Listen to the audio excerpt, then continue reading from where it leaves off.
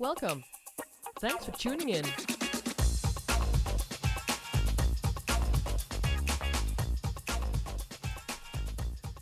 Good morning, good afternoon, or good evening, depending on your time zone.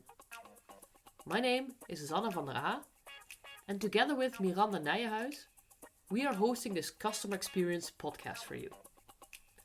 I combine a PhD in customer experience with 20 plus years of experience in CX transformation internationally, and my goal is to share my knowledge so we can enhance the quality of CX programs in as many organizations as possible across the globe.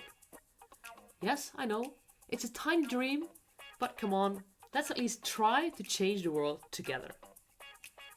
Miranda has been my partner in crime for the last 8 years, working together on many CX programs. In this series, she will be interviewing me on CX topics that are top of mind in most organizations we work with. Today's CX Boost Energy, the podcast, we're going to talk about how to find the drivers, right? But what the bleep? Drivers. Tell me a little bit more about this. Yes, I think that's the perfect point to start because everybody is talking about drivers, right? So I think there's not a CX program that will not say, but we already have drivers. For example, also the NPS approach with the root causes, so to discover what's the explanation for having promoters or detractors. They're all also called drivers. So for me, a driver means that you are really in the driving seat of improving satisfaction or NPS.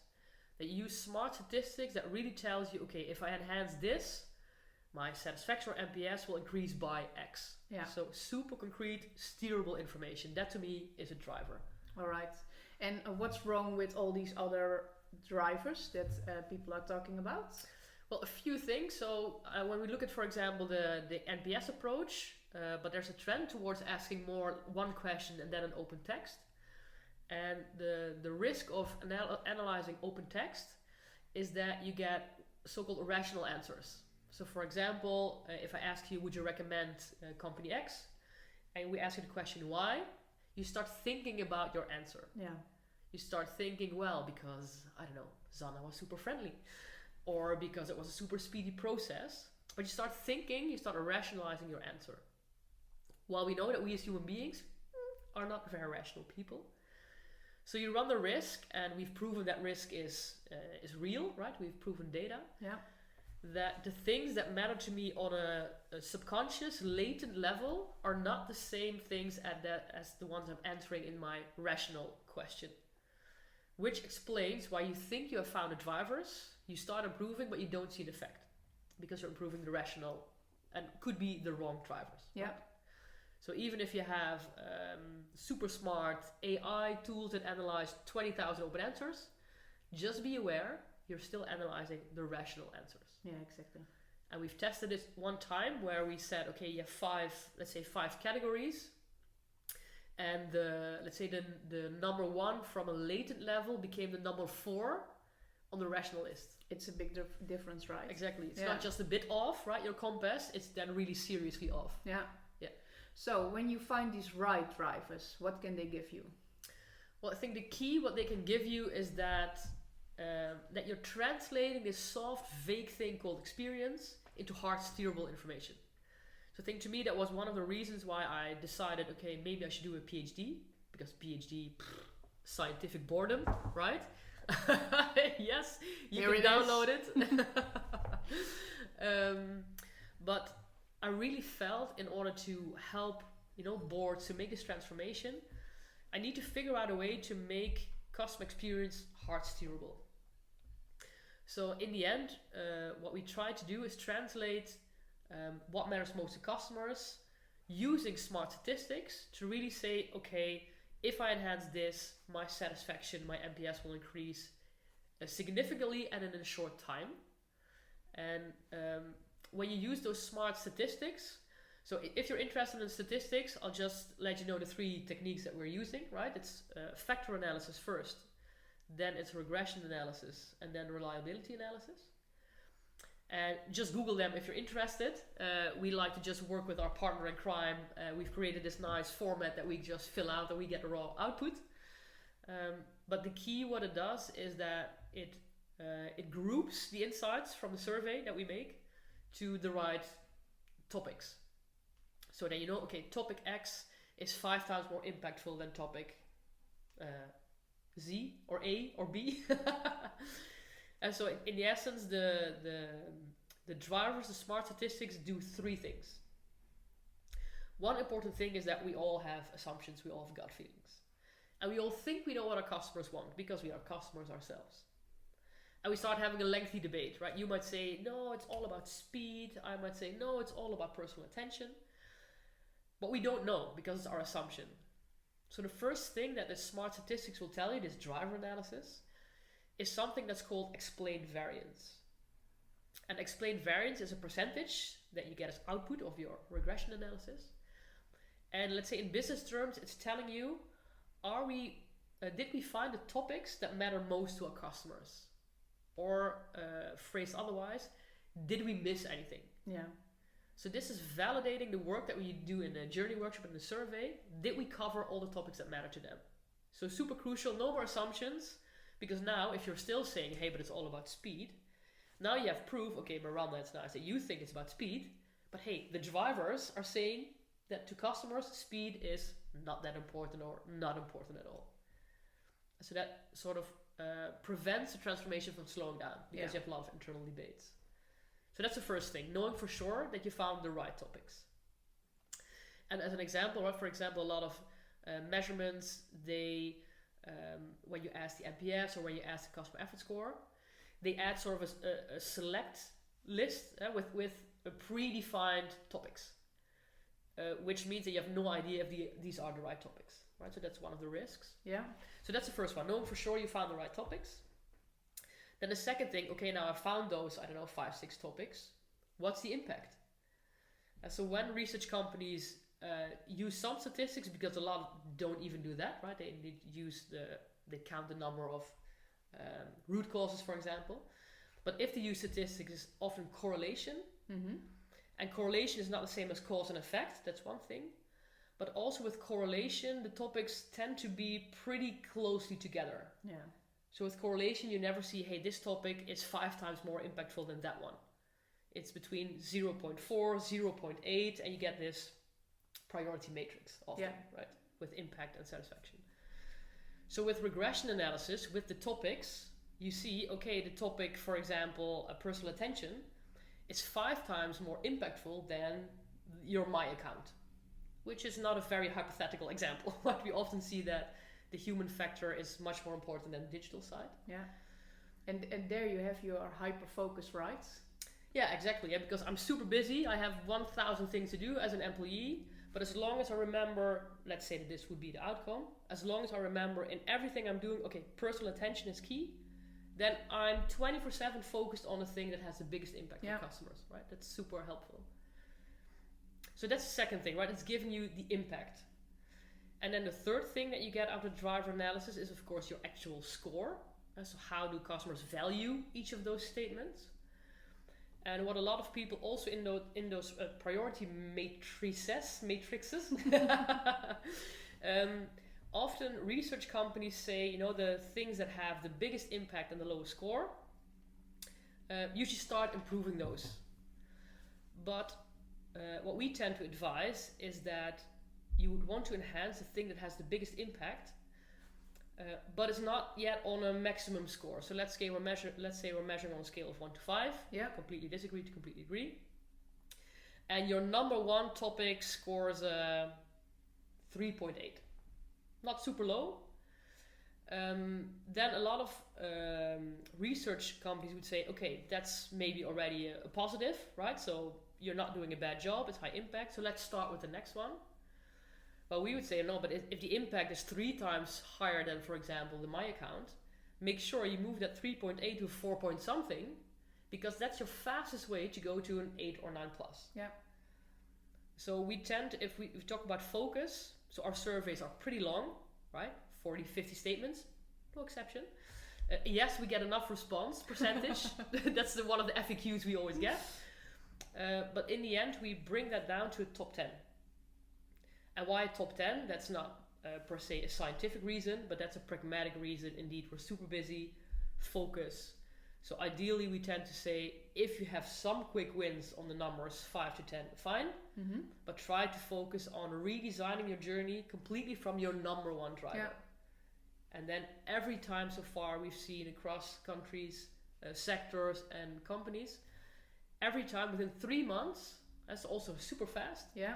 We see an increase, not just 0.1 or 0.2, but really from, I don't know, a 7 to an 8.1, from a 6.6 to 7.3. So seriously increase in a short time. Yeah, it's really amazing. Yeah. So it's not just, I mean, with statistics, right? You can, with the same data set, using statistics, you can explain that the conclusion is white. I can do the same analysis and say the conclusion is black. Yeah. So statistics is super helpful, but still statistics. So the proof in the end is indeed that we see every time, literally the outcome is it increases in a short amount of time. So that validates, what you're doing with the statistics. And how do we get there? So how do we get this driver analysis? So what we tend to do, we always start with the journey. Yeah. And when we talk about a journey, it's what we call a detailed journey. So let's say we have the journey of buying an insurance. I would say buying an insurance company. Let's not do that. buy car insurance. Then the detailed journey. So buying that car insurance, that's one journey. And the detail of that journey is, okay, so I go to the website, I fill out the application form, I get a confirmation email, maybe somebody calls me, I get an offer until I pay my first premium. Mm-hmm. That's what we define as a journey. Yeah. So in that workshop, we make sure that there's no customer in that workshop, by the way. That's also one of the questions we tend to get. Why? Because remember that we were talking about the difference between rational and subconscious needs. Mm-hmm. So the workshop we do with employees, but with employees that cover each, and we really mean each step in the journey. Yeah. So people from online, marketing, but also the back office finance, right? So really all the departments are present. And then as we tend to, we start asking stupid questions from the customer perspective. Yeah. And maybe a side note, but this is also really nice, right? To have all these people in one room and they can hear from each other what they are doing. Yeah. Yeah. And like, oh, are you doing this? I thought it was automatic. Yeah. Oh, that's me. Hi. Yeah. I think indeed that was one of the most beautiful examples that happened literally in a workshop. Indeed, where one of the participants saying, yeah, and then we send this thing and the computer, and I think three persons next to them were saying, yeah, well that automation, that's me. But indeed the feedback we often get is because each company is very siloed, right? So you have the back office, you have finance, you have marketing, and it's a challenge to talk cross department. So you need two things: is hey, it's nice to hear what the whole journey looks like, and indeed, but I thought this journey was very different from what we've been taught, or what's the daily reality as well. A lot of workarounds. Yeah.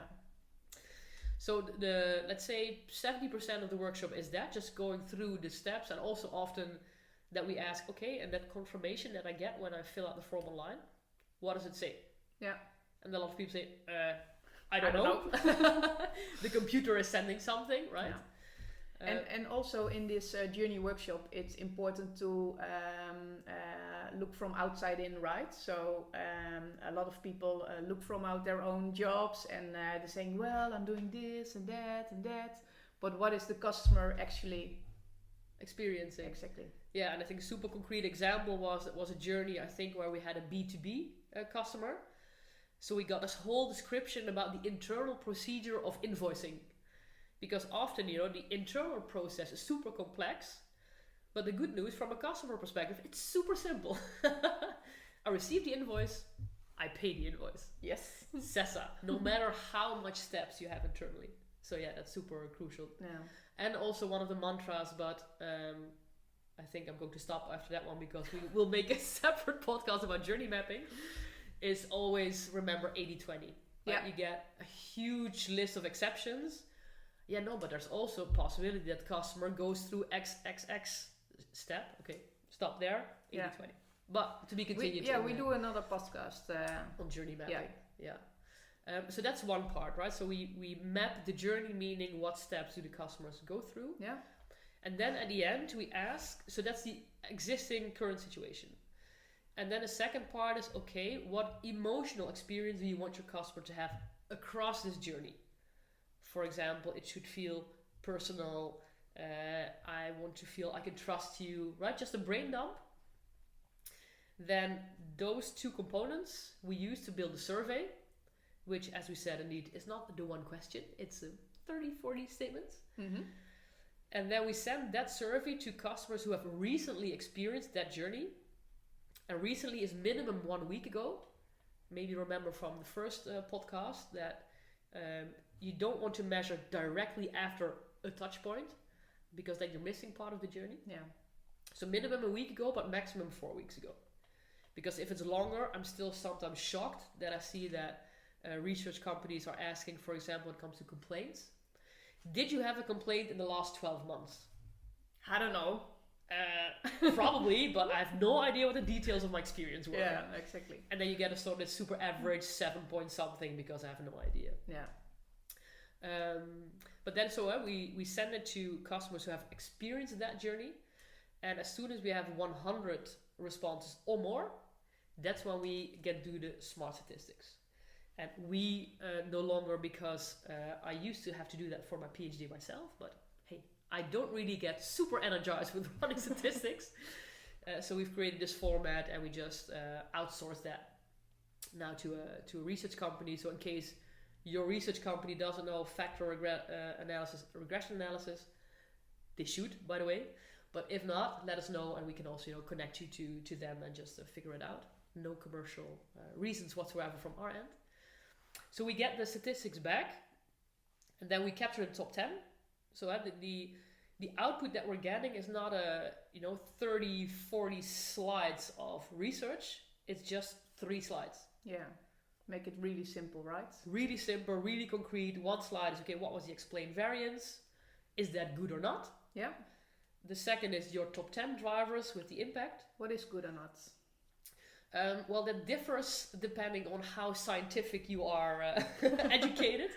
So let's say the professor where I did my PhD, she would already be excited with 10% explained variance. Since my goal has never been the scientific part, but has been to mobilize organizations. Yeah. So my goal was always to have 50% or more, with 40% being sort of the drop off. Yeah. So if it's 40% or more, then yes, we've done a good job, and we're almost always between 50 and 70. If it's 30% or less, that means that we missed something. So then you can go back to the drawing board. So apparently in the workshop we missed something that matters to customers. Yeah, should put it in the survey. Exactly, should put it in the survey. And we haven't had that actually happening. So the journey mapping technique works really well. What we did have is a few times between 30 and 40%, and then we discovered that there was an error in making the selection. So we're sending the survey to, we thought, customers who had experienced that journey, but they had experienced a different journey. Yeah. So the whole, I'm thinking that should maybe be also a different podcast, is selecting the data right out of your CRM. Yeah. That's always a huge. Let me write that down. you talk. And so then we have the top 10. We present the top 10, but just one free tip is that when you find the drivers, don't go and present the top 10 right away. What have we experienced? When we present the top 10 right away, everybody says, duh, nothing new, we already knew this. Yeah. If that's the case, okay, then why have you been, working hard on the transactional stuff while, the emotional human stuff is the number one? But, okay, fair enough. We learn from that, so now every time what we do before we present this, we do a Kahoot quiz, where we ask, what do you think is a driver? What percentage do you already think your customers are giving an 8+? Which is partly just super fun and energizing, but more importantly, it confronts people with their own assumptions because on average, at least 50% of the questions, they don't have the correct answer. Yeah. And what that does is that creates a truly open mind to understand, okay, let me listen what these drivers are really telling us. Yeah. And I think that's sort of already towards our wrap up. But to me, this whole, journey of doing the PhD which was, I'm happy that I've done it because of the effect, but just doing the PhD as such, it's pretty scientific boredom as I had expected.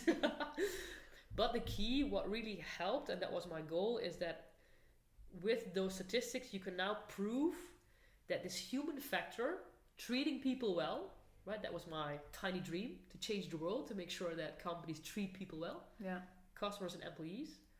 Now we can prove with hard facts, hey, because 9 out of 10 times that human factor is the number one. Sometimes it's the speed of the process or the transactional stuff, but most of the time it's the human aspect. So now we've proven with hard, steerable insights, hey, dear company, if you treat your customers well, that's your fastest way to a 9+, to a higher NPS, and thus to enhancing your financial results. And it's from US to Japan, right?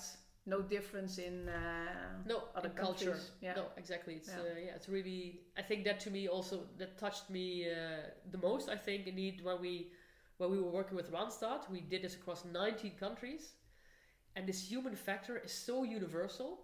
Which again, in hindsight, right? Because we are all human. But having the data prove that, hey, increasing this, this personal touch, taking care of customers, that's the number one. Yeah, I'm really, really super happy with those hard measurable insights. Nice. So that's a wrap up, right? I think so too. All right. We're really curious hearing or seeing this podcast. What is your number one key insight, and what are you going to use today or tomorrow to improve? So let us know, and see you next time. See you by the next podcast. Ciao.